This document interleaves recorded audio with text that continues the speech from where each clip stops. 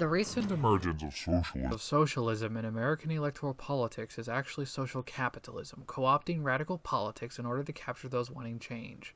The goal is to create a New Deal that will placate the growing radicalism.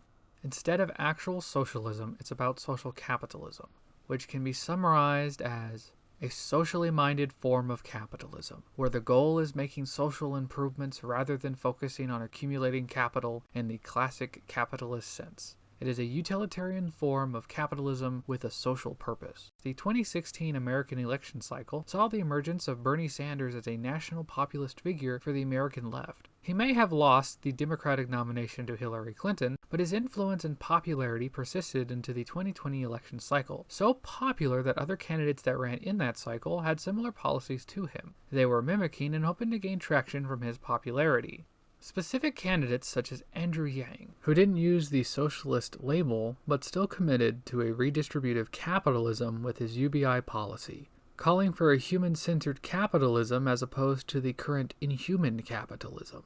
The framing was to make wealth inequality and poverty not inherent to capitalism, but more so a mismanagement of the system. So his version would introduce a socially centered capitalism that would fix these errors.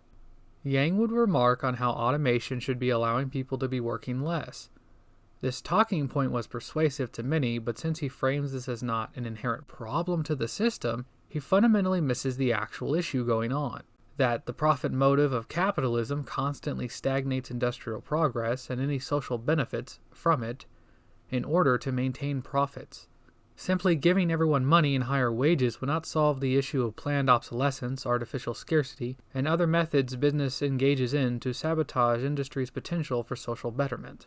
Another candidate was Elizabeth Warren, who also didn't use the socialist label, committed to framing her policies around redistributing capitalism with taxations on the rich to fund certain programs such as universal health care. Both of these candidates, even if they didn't use the socialist label, were still committed to a means of recuperation. Reframe the failures of capitalism as not inherent to private ownership, but rather the mismanagement of it, and that through welfare and other reforms, this could be solved. A number of online influencers have surrounded this movement to help push social capitalism as the alternative to neoliberalism. However, they call it democratic socialism, market socialism, and/or libertarian socialism. The latter usages are more commonly seen with such figures as Vosh. Keep in mind, Bean isn't saying that libertarian socialism is bad, but rather these figures use that term to obfuscate the actual system being pushed. Using expanded welfarism and cooperative labor to redistribute capital through socially progressive movements, the goal is not to abolish social classes and capital, but rejuvenate the middle class. The supposed revolution involved is a rhetorical device to feed into populism. Pose the movement around these reforms and its overall commitment to this reformism as a revolution of the common people as they fight the elites with reforms. For example, Bernie Sanders called his 2016 book Our Revolution, framing his political campaign as a political revolution to achieve democratic socialism, rallying people around this electoral effort from grassroots organizing in hopes of becoming the United States president.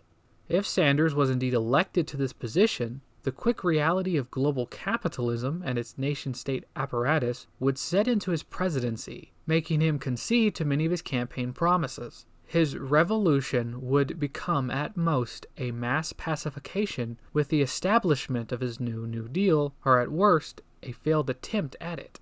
Vosh in particular frames these reforms as part of a transitional phase, that the New Deal will help in aiding the growth of socialism and inevitably achieve communism.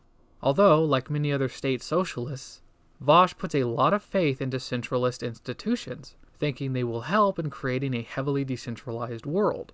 Yes, Vosh is indeed a state socialist, or at least far more like them than any anarchist, as anarchism does not advocate for centralized, transitionary institutions.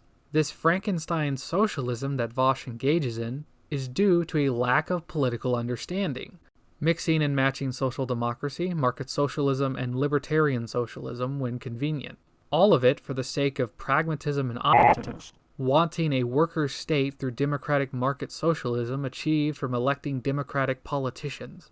If the New Deal does happen, and cooperatives become more common in the United States, then expect state intervention, not socialism, to happen. Keep in mind that 1 in 3 Americans are already members of a co-op, with 29,000 cooperatives operating in the United States today, contributing $652 billion in annual sales and possessing $3 trillion in assets. So, cooperatives are very much already part of the capitalist world economy. The real goal in mind is not socialism, but to reintroduce communitarianism back into capitalism after a perceived degeneration of it into an oligarchic corporatism by neoliberalism.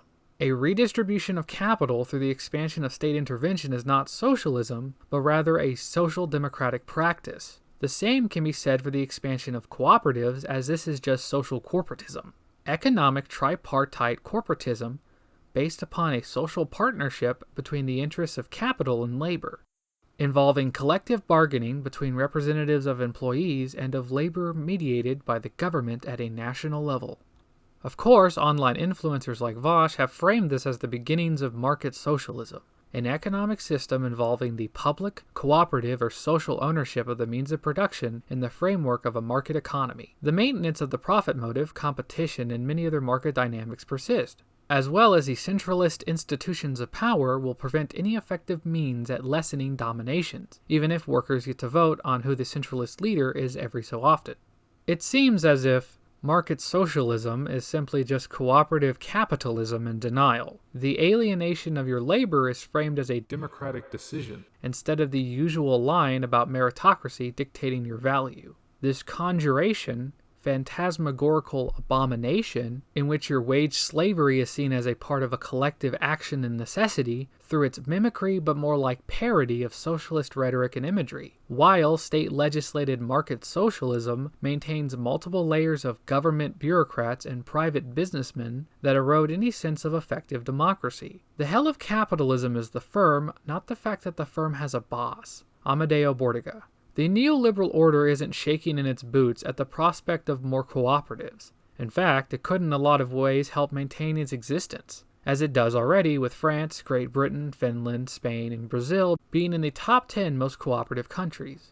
More participation in redistributive efforts would help to lessen certain ills, make people feel more involved in the process and desire its continued existence, as they form a communitarian value around it. The hierarchies and global domination persists, but radicalism is suppressed, and the capitalist dream is given an extra boost of life. Vosh's super capitalism, which is to allow more people to participate in private ownership and capital accumulation, produces this social effect. Robert Reich's attempt at rebirthing stakeholder capitalism, which is a system in which corporations are oriented to serve the interests of their stakeholders. Among the key stakeholders are customers, suppliers, employees, shareholders, and local communities. Under this system, a company's purpose would be to create long-term value and not to maximize profits and enhance shareholder value at the cost of other stakeholder groups. This has the same line of reasoning, that if we expand participation in a heavily centralizing system, this will somehow fix the problems of capitalism. However, Reich differs from Vosh in that he does not view this as a transitionary step to communism.